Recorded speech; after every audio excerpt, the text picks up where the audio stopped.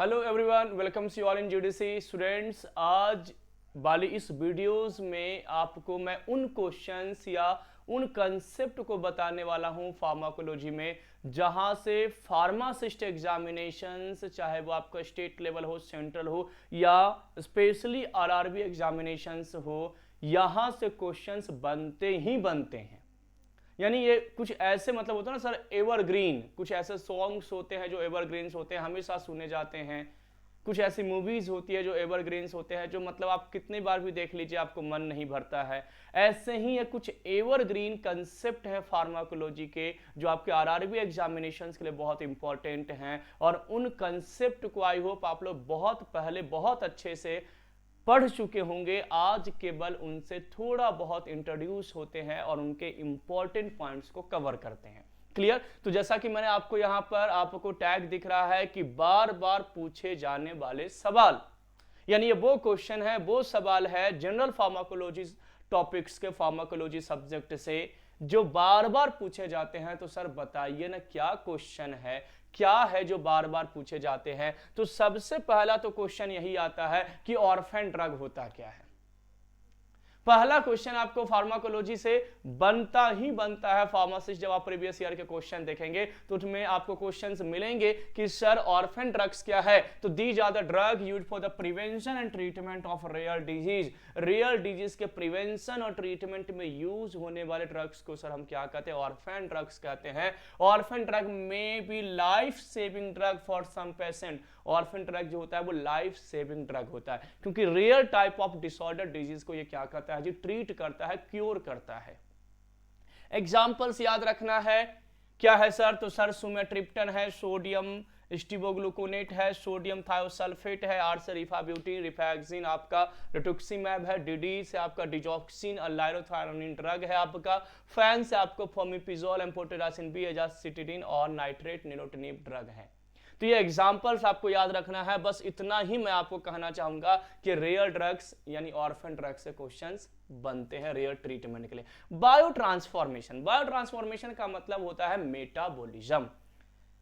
Metabolism को sir हम bio transformation क्यों कहते हैं? क्योंकि ये मेटाबॉलिज्म यानी जो ये केमिकल रिएक्शन है, ये बायोलॉजिकली हमारी ह्यूमन बींग्स के अंदर में होती है।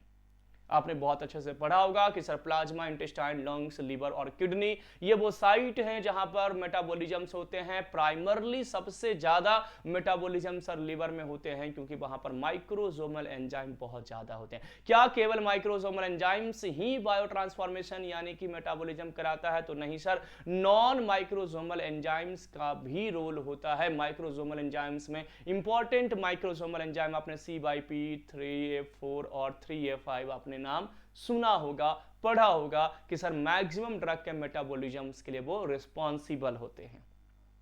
बायो ट्रांसफॉर्मेशन में आपने ये भी पढ़ा होगा कि नॉन पोलर ड्रग को पोलर फॉर्म में, अनआयोनाइज्ड ड्रग को आयोनाइज्ड फॉर्म में, या सर लिपिड सॉल्युबल ड्रग को वाटर सॉल्युबल में कन्वर्ट किया जाता है। That is the bio transformation.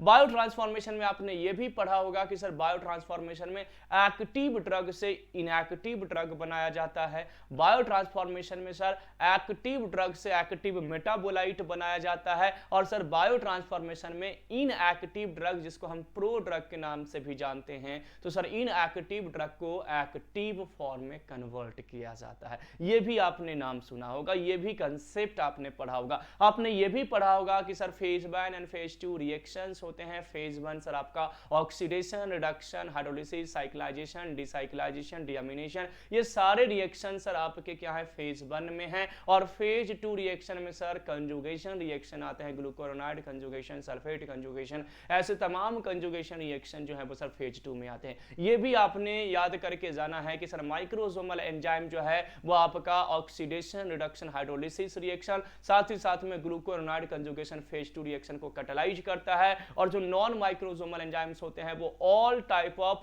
All type of phase 1 and all type of phase 2 chemical reaction को कैटालाइज करते हैं एक्सेप्ट देन ग्लूकोएनाइड कंजुगेशन रिएक्शन। तो ये सब छोटे छोटे पॉइंट्स आपको पढ़ करके जाना है। अब यहां से देखिए क्वेश्चन क्या पूछा जाता है, एक्टिव ड्रग्स इनएक्टिव, बिल्कुल सर, एक्टिव को एक्टिव मेटाबोलाइट में कन्वर्ट करता है और इनएक्टिव यानी प्रो ड्रग को एक्टिव में कन्वर्ट करता है। तो अब क्वेश्चन क्या यहां से बनते हैं कि कौन से एक्टिव ड्रग हैं और उनके एक्टिव मेटाबोलाइट्स कौन से हैं जी। तो जैसे फिनोबार्बिटोन, ये आपका क्या है जी, एक्टिव ड्रग है, इनका इनएक्टिव मेटाबोलाइट यानी बॉडी में जाते हैं, अपना एक्शन देते हैं और उसके बाद इनएक्टिवेट होकर के बॉडी से बाहर हो जाते हैं, दैट इज द हाइड्रोक्सीफिनोबार्बिटोन।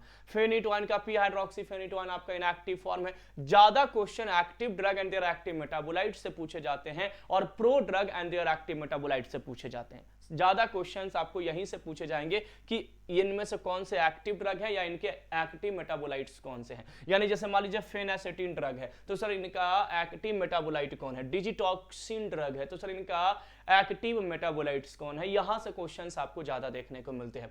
तो सर एमेट्रिटाइलिन, इसका एक्टिव मेटाबोलाइट क्या है जी, नोट्रिटाइलिन है। कोडीन, एक्टिव मेटाबोलाइट्स क्या है जी, मॉर्फिन है। डायाजिपाम, एक्टिव मेटाबोलाइट क्या है जी, ऑक्साजिपाम। डिजिटॉक्सिन का एक्टिव मेटाबोलाइट डिजॉक्सिन है। इमिप्रामिन का डेसिप्रामिन है। फेनासेटिन का पैरासीटामोल है। प्राइमिडोन का फिनोबार्बिटोन है। स्पार्नोलैक्टोन का कैनरिनोन है।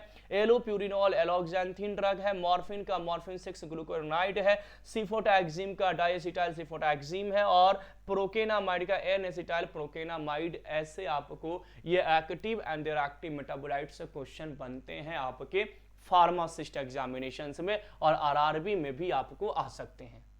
अब कुछ एग्जांपल्स हम लोग क्या देखने जा रहे हैं कि सर इनएक्टिव ड्रग यानी सर इनएक्टिव है, प्रो ड्रग है, बॉडी में जाकर के मेटाबोलाइज होने के बाद एक्टिवेट होता है यानी बायो ट्रांसफॉर्मेशन के बाद एक्टिवेट होता है, वो ड्रग्स कौन से हैं सर। तो प्रोगुआनिल सर प्रो ड्रग है। डायरेक्ट क्वेश्चन आता है which one is the pro drug, ऐसे आपसे क्वेश्चन आएगा कि प्रो ड्रग इनमें से कौन से हैं, या प्रो ड्रग है तो उनके एक्टिव मेटाबोलाइट्स कौन से, ये क्वेश्चन पूछे जाते हैं। प्रोगुआनिल का साइक्लोगुआनिल है। लीवोडोपा डोपामिन है। नेलाप्रिल नेलाप्रिलेट है। डिपिवेफ्रिन के एपिनेफ्रिन है। सुलिनडेक का सल्फाइड मेटाबोलाइट है। प्रेडनिसोन का प्रेडनिसोलोन है। बेकेम्पेसिलिन का एम्पिसिलिन है। सल्फासिलाजिन का 5 अमीनो सैलिसिलिक एसिड है। साइक्लोबिर का साइक्लोबिर ट्राइफॉस्फेट है। साइक्लोफॉस्फेमाइड का एल्डोफॉस्फेमाइड एक्रोलीन है। अल्फा मिथाइल डोपा का अल्फा मिथाइल नॉरएपिनेफ्रिन है।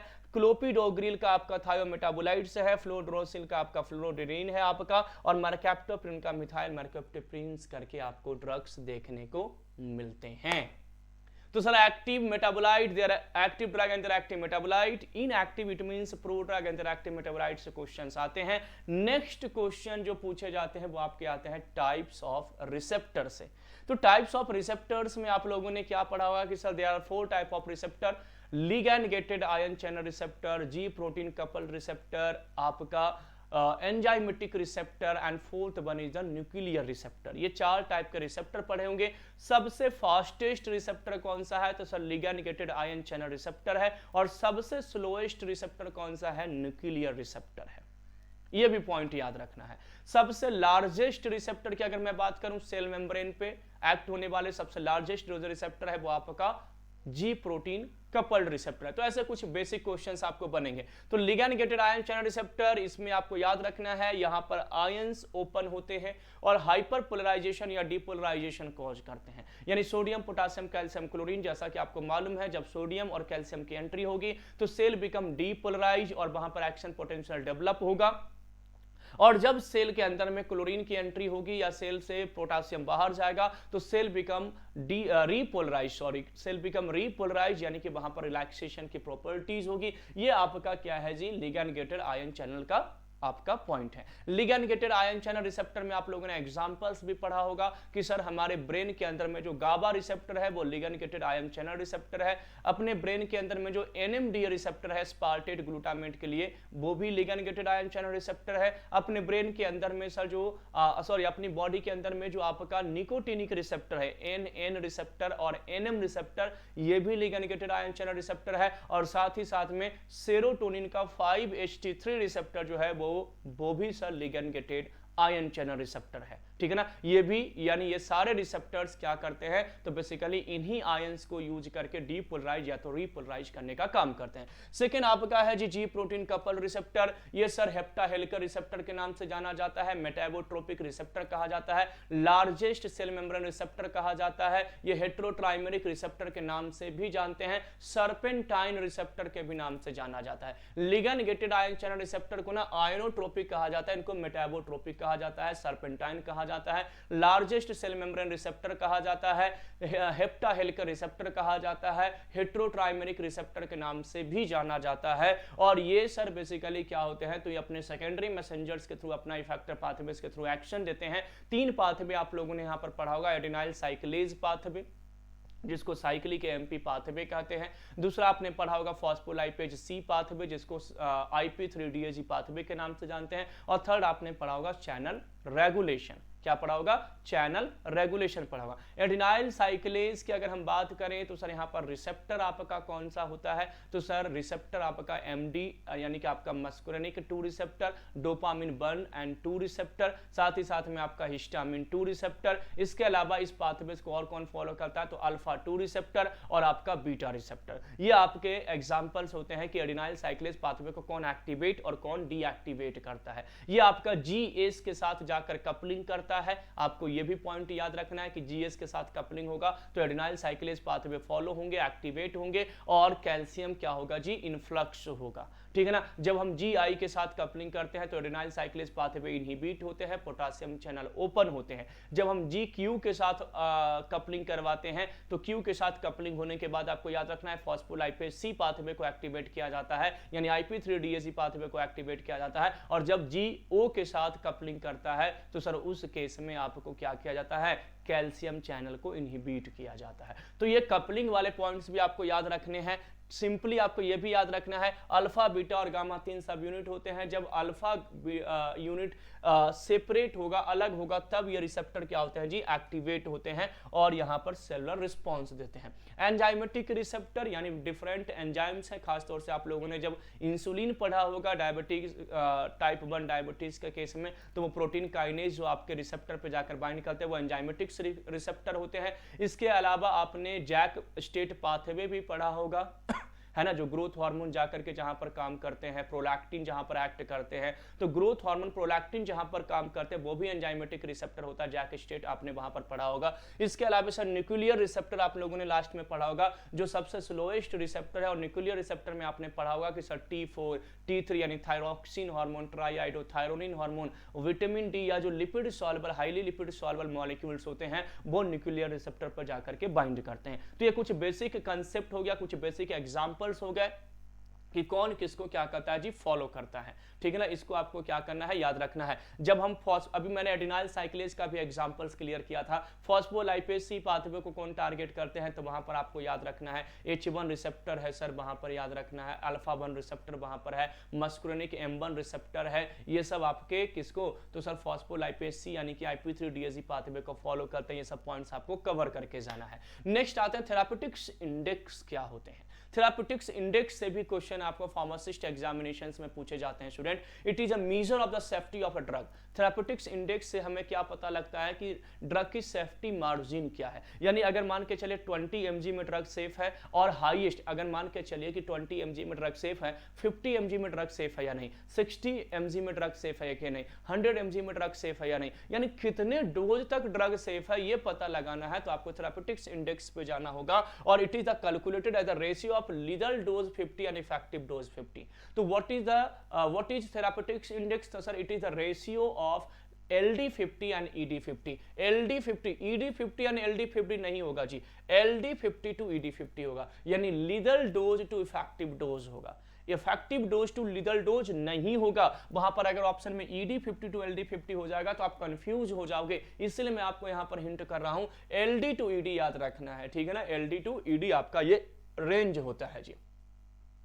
अब कुछ एग्जांपल्स हैं, कुछ ऐसे ड्रग्स होते हैं जो टेराटोजेनिसिटी कॉज करते हैं। टेराटोजेनिसिटी का मतलब आपको मालूम है ना कि जो प्रेग्नेंट वीमेंस होते हैं, अगर वो इन मेडिसिन को यूज कर लें तो उनके बच्चों में कहीं ना कहीं डिफॉर्मिटीज देखने को मिलता है, कहीं ना कहीं उनके ऑर्गन्स, उनकी बॉडीज में कहीं ना कहीं प्रॉब्लम्स देखने को मिलता है। सर उसी को तो हम टेराटोजेनिसिटी के नाम से जानते हैं। और जो भी ड्रग टेराटोजेनिसिटी कॉज करता है उन वीमेंस को, उन ड्रग्स को कॉन्ट्रा इंडिकेट किया जाता है कि आपको ये मेडिसिन प्रेगनेंसी के टाइम में नहीं यूज करना है। तो कौन से ड्रग कौन से टेराटोजेनिक इफेक्ट कॉज करता है, यहां से भी आपको फार्मासिस्ट के एग्जामिनेशन में क्वेश्चन पूछे जाते हैं, इसलिए आपको इन पॉइंट्स को भी मैं आपको बता रहा हूं। तो एसीई इनहिबिटर आपने पढ़ा होगा, एंटी हाइपरटेंसिव ड्रग है जी, बिल्कुल भी प्रेगनेंसी के टाइम में यूज नहीं किया जाता है, टोटली कॉन्ट्रा इंडिकेटेड ड्रग है। कैप्टोप्रिल, रैमीप्रिल, फॉजिनोप्रिल, पेरिंडोप्रिल, ये सब ड्रग प्रिल वाले आपने ड्रग पढ़ा होगा, ये सब के सब एसी इनहिबिटर ड्रग है। सर ये hypoplasia of organ growth retardation और फिटल लॉस तक का ये क्या करते हैं, इफेक्ट कॉज करते हैं। अल्कोहल्स अगर आप लेते हैं प्रेग्नेंट वीमेंस तो लो आईक्यू बेबी ग्रोथ रिटार्ड होगा, फिटल अल्कोहल सिंड्रोम्स देखने को मिलेंगे। अगर एंड्रोजेंस लेते हैं तो आपको विरलाइजेशन देखने को मिलेगा, लिम्स में, एसोफेजियल में कार्डियक डिफेक्ट देखने को मिलेंगे। एंटी थायराइड ड्रग लेने से फिटल गोइटर एंड हाइपोथायरॉयडिज्म देखने को मिलेगा। कार्बामेजिपाइन लेने से neural tube defect, assorted abnormalities देखने को मिलेगा। इंडोमेथासिन एसिप्रिन लेने से pre closure of ductus arteriosus देखने को मिलेगा। आइसोट्रिटायोनिन लेने से आपका क्रैनियोफेशियल, हार्ट, सीएनएस इफेक्ट ये सब देखने को मिलेंगे। लिथियम ड्रग लेने से आपको fetal goitre, cardiac and abnormalities देखने को मिलेगा। मिथोट्रिक्सेट ड्रग लेने से क्लेफ्ट पैलेट, ऐसे आपको याद रखना है, मल्टीपल डिफेक्ट। फिनोबार्बिटोन से वेरियस आपका जो माल फॉर्मेशंस है वो देखने को मिलेगा। फेनिटोइंस आपका जो है जो वो basically hypoplastic phalanges, cleft lips, plates ये सब कॉज करेंगे। प्रोजेस्टिन बेसिकली विरलाइजेशन होगा फीमेल के फिटस में। और स्टील बिस्टिरॉल आपका वजाइनल कार्सिनोमा टीनेज में फीमेल में देखने को मिलेगा। टेट्रासाइक्लिन डिस्कलरर यानी कि येलोइश डिस्कलरेशन ऑफ टीथ और आपके बोन मैरो को ग्रोथ को इनहिबिट करेगा। थैलिडोमाइड फोकोमिलिया बहुत इंपॉर्टेंट है, थैलिडोमाइड फोकोमिलिया और टेट्रासाइक्लिन ये दो ड्रग्स बहुत इंपॉर्टेंट है, याद करके जाइएगा, टेट्रासाइक्लिन और थैलिडोमाइड, ठीक है ना। वेलप्रोइड सोडियम आपका स्पिना बिफिडिडा वगैरह कॉज करने के लिए क्या होते हैं, रिस्पॉन्सिबल होते हैं। यानी ये कुछ आपके ड्रग्स थे और उनके सर आपके कॉजेटिव एजेंट थे, यानी उनके कॉजेटिव एजेंट्स मतलब जो टेराटोजेनिसिटी कॉज करते हैं उनके बारे में पॉइंट्स था। अब आते हैं एंटीडोट फॉर ड्रग, बहुत इंपॉर्टेंट, ये भी पार्ट बहुत इंपॉर्टेंट है। अगर किसी ड्रग की ओवरडोज हो जाए, किसी ड्रग की पॉइजनिंग हो जाए, किसी ड्रग की टॉक्सिसिटी हो जाए, कोई ड्रग हमने बहुत ज्यादा यूज कर लिया, तो सर उसकी ट्रीटमेंट कैसे होगी, तो सर एंटीडोट देना पड़ेगा। तो किस ड्रग में कौन से एंटीडोट दिया जाता है, किसकी पॉइजनिंग होने पर कौन से एंटीडोट को यूज किया जाता है, ये हमारे लिए क्या है, बहुत इंपॉर्टेंट है। तो सिंपली एट्रोपिन, फिजोस्टिगमिन याद रखिए। अगर एट्रोपावेराडोन का आपको यानी कि सर ये आपका एंटीकोलिनर्जिक ड्रग है, अगर उनकी पॉइजनिंग हो जाए तो फिजोस्टिगमिन जो कि आपका कोलिनर्जिक ड्रग है ये आपको देना है जी। बेंजोडायजिपाइंस, फ्लूमाजेनिल बहुत इंपॉर्टेंट है। बेंजोडायजिपाइंस आपका सेडेटिव हिप्नोटिक्स कैटेगरी का ड्रग है। फ्लूमाजेनिल यहाँ पे ड्रग है। एक आपका है फोमीपिजोल, एक ड्रग है फोमीपिजोल और एक है फ्लोमाजेनिल। फ्लूमाजेनिल बेंजोडायजिपाम का है और फोमीपिजोल, पिजोल मतलब पीना, पीना मतलब अल्कोहल, अल्कोहल की अगर पॉइजनिंग हो जाए तो फोमीपिजोल एज अ एंटीडोट दिया जाता है, स्टूडेंट याद रखिएगा। और बेंजोडायजिपाम में फ्लूमाजेनिल है। मॉर्फिन का फर्स्ट चॉइस ड्रग नैलोक्सोन है, नैलोक्सोन आप दे सकते हैं मॉर्फिन की पॉइजनिंग में, इसके अलावा नलोरफिन वगैरह भी देते हैं, फर्स्ट चॉइस में नैलोक्सोन है जी। ऑर्गेनोफॉस्फेट का एट्रोपिन है, ओपियोइड्स आपका नैलोक्सोन है, इंसुलिन का ग्लूकागोन है, आइसोनियाजाइड का पैरिडोक्सिम है, हिपैरिन का प्रोटामिन सल्फेट है। हिपैरिन आपका क्या है, एंटीकोगुलेंट ड्रग है, यहां से भी क्वेश्चंस बनते जाते हैं। पेरेंट्रल ड्रग है। और वारफेरिन कैसा होता है, ओरल होता है। डिजॉक्सिन से डिजॉक्सिन इम्यून फैब बनेंगे। Beta blocker glucagon and calcium, calcium channel blockers का आपका एंटीडोट आपका कैल्शियम क्लोराइड है। कार्बन मोनोऑक्साइड का हाइपरबैरिक ऑक्सीजन है। मेथनॉल का इथाइल अल्कोहल फोमिपिजोल है। याद रखिएगा मिथाइल मतलब मेथनॉल यानी कि मिथाइल अल्कोहल, जो देसी शराब होता है, देसी शराब इथाइल अल्कोहल से उतर जाती है। और या तो फोमिपिजोल। वारफेरिन का विटामिन के आपका एंटीकोगुलेंट है और ओरल एंटीकोगुलेंट है। कॉमेरिन डेरिवेटिव ड्रग है वारफेरिन। और विटामिन के1 आपका प्लांट सोर्स से ऑब्टेन किया जाता है जिसका नाम है फाइटोनाडायोन। तो ये कोगुलेंट होते हैं और ये एंटीकोगुलेंट। तो एंटीकोगुलेंट का ओवर ओवरडोज होगा तो क्या देंगे, कोगुलेंट ड्रग देंगे, ठीक है ना, ये पॉइंट याद रखना। इसके अलावा कार्बामेट्स का एट्रोपिन, लिथियम का हीमोडायलिसिस है, हाइड्रोजन का सल्फाइड यानी अमाइल नाइट्रेट है, स्कॉर्पियन स्टिंग्स का प्राजोसिन है, पैरासीटामोल का एनेसिटाइलसिस्टीन है, इथाइलिन ग्लाइकोल का फोमिपिजोल है, आयरन कंपाउंड इथाइलिन ग्लाइकोल कह सकते हैं या तो अल्कोहल भी, दोनों का आयरन कंपाउंड्स का डेसफिरोक्सामाइन है, आर्सेनिक का डाइमर कैप्रोल है, हैवी मेटल पॉइजनिंग में आपने पढ़ा होगा थियोफाइलिन कैफीन का इस्मोलोल है, salicylate alkaline diuresis with Na2CO3, lead का आपका डाइमर कैप्टोसकिनिक एसिड EDTA भी दे सकते हैं, अल्कलीज का डाइल्यूट एसिटिक एसिड विनेगर है, मिथेमेग्लोबिनीमिया का आपका high dose O2 plus methylene blue है, सेरोटोनिन सिंड्रोम में आपका सिप्रोहेप्टेडिन और क्लोरोप्रोमेजिन है, साइनाइड का O2 प्लस अमाइल नाइट्रेट है, सोडियम थायोसल्फेट है, कॉपर का आपका पेनिसिलामाइन है। ये सब आपके कुछ एंटीडोट थे स्टूडेंट और आपके ओवर पॉइजनिंग वाले जहां से आपको क्वेश्चंस मिल सकते हैं। तो कुछ बेसिक जनरल फार्माकोलॉजी का कुछ बेसिक टॉपिक्स मैंने बताया कि orphan drug sir, biotransformation sir, active drug and their active metabolite, inactive drug and their metabolite, active metabolite, साथ में सर मैंने आपको यहां पर क्लियर किया कि ओवरडोज हो जाए तो किस केस में कौन से एंटीडोट को हम यूज करेंगे। ये वो पार्ट है जहां से क्वेश्चंस आते हैं। इसके अलावा आप हाइपर सेंसिटिविटी रिएक्शन जो टाइप 1, टाइप 2, टाइप 3, टाइप 4 होते हैं, इसको भी आपको पढ़ करके जाना है। सिंपल सा रिसेप्टर का कंसेप्ट मैंने ओवरव्यू के फॉर्म में आपको दे दिया। ये कुछ ऐसे एवरग्रीन टॉपिक्स हैं स्टूडेंट जहां से आपके हर एक कॉम्पिटिटिव एग्जामिनेशन, खासतौर से फार्मासिस्ट के एग्जामिनेशन, RRB फार्मासिस्ट एग्जामिनेशन में क्वेश्चन बनते ही बनते हैं। इन टॉपिक्स को बहुत अच्छे से रिवाइज करके जाइए और जितना मैंने बताया ना उतना करके चले जाइएगा। देखिए, drug use for the real disease question आ चुके हैं, RRB में क्वेश्चन आए हुए हैं। रियल डिजीज यानी ऑर्फेन ड्रग्स, कौन से ड्रग यूज किए जाते हैं, तो सर ऑर्फेन ड्रग्स यूज किए जाते हैं। रियल डिजीज में कौन से ड्रग्स यूज किए जाएंगे, तो ऑर्फेन ड्रग्स अभी मैंने आपको याद भी करवाया इनके बारे में, ठीक है ना। व्हाट इज प्रो ड्रग, ये भी RRB में पूछा गया कि प्रो ड्रग सर क्या होते हैं। Drug which increase efficiency of another drug, metabolic and product, inactive drug which get activated in the body, बिल्कुल सही सर, ये इनएक्टिव ड्रग होते हैं और बॉडी में जाकर के क्या हो जाते हैं, एक्टिवेट हो जाते हैं। बहुत सारे एग्जांपल्स भी मैंने आपको दिया, वो आपको क्या करना है जी, प्रोडक्ट्स में याद करके जाना है, ठीक है।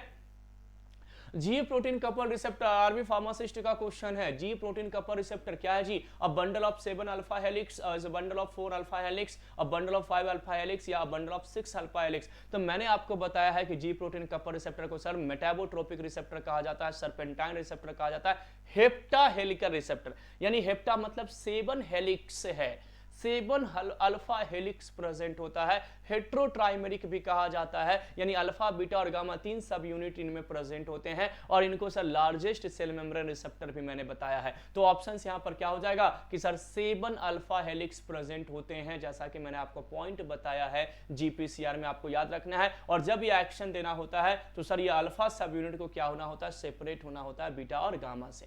Therapeutics index of drug is an indicator of, therapeutics index क्या इंडिकेट करता है, यह भी याद रखिएगा। इसका फॉर्मूला LD/ED, यानी LD50 ED50 का जो रेशियो होता है वही सर आपका थेराप्यूटिक्स इंडेक्स होता है। ड्रग की सेफ्टी मार्जिन को यह बताता है कि ड्रग किस डोज में सेफ है, कितना हाई डोज यूज कर सकते हैं या मिनिमम इफेक्टिव कंसंट्रेशन ड्रग का कितना है, ये आपको सेफ्टी मार्जिन के लिए थेराप्यूटिक्स इंडेक्स, जिसका फॉर्मूला है कि ratio between LD50 to ED50, यानी कि लीदल डोज 50, लीदल डोज 50 का मतलब होता है कि वो डोज जहां पर 50% पॉपुलेशन की डेथ हो जाए, और इफेक्टिव डोज यानी ED50 का मतलब होता है कि वो डोज जहां पर 50% पॉपुलेशन को इफेक्ट यानी डिजायर्ड इफेक्ट देखने को मिला। तो ये मीनिंग्स भी आपको याद रखना है, इसके मतलब भी आपको क्या करना है जी, याद रखना है, ठीक है ना। Which of the following when taken by the pregnant women is found to be the cause of deformed children, कौन सा ड्रग्स लेने से डिफॉर्म चिल्ड्रन से देखने को मिलेगा, यानी कि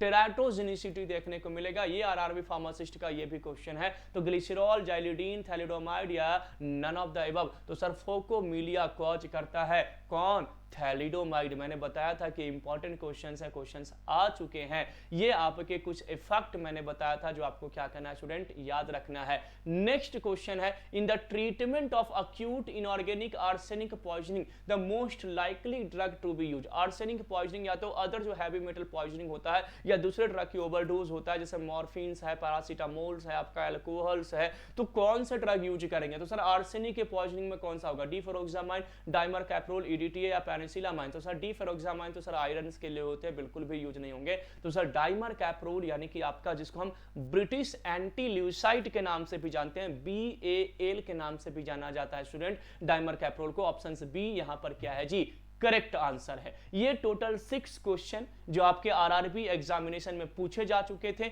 आज वाले इस जनरल फार्माकोलॉजी के टॉपिक से इन क्वेश्चंस को मैंने आपको सॉल्व करवाया, साथ ही साथ में मैंने इंपॉर्टेंट टॉपिक्स बताया। अभी कुछ और इंपॉर्टेंट टॉपिक्स आपको बताऊंगा, आप हमारे इसी चैनल पे बने रहिएगा और वीडियोस आने का वेट कीजिएगा। उन टॉपिक्स को अगर आप कवर करके चले जाएंगे ना, तो मैं श्योरिटी के साथ कह रहा हूं कि फार्माकोलॉजी का क्वेश्चन यहीं से आएगा। फार्माकोलॉजी का मैक्सिमम क्वेश्चन आपको इन्हीं टॉपिक्स से देखने को मिलेंगे। तो इन टॉपिक्स को आप रिवाइज कर लीजिए और बिल्कुल बगैर पैनिक हुए ही आप क्या कीजिए, आराम से इजीली एग्जाम दीजिए और एग्जाम की प्रिपरेशन कीजिए। तो मिलते हैं स्टूडेंट अगली क्लास में अगले कंसेप्ट के साथ। Thank you everyone for watching GDC and supporting GDC। Thank you, have a nice day.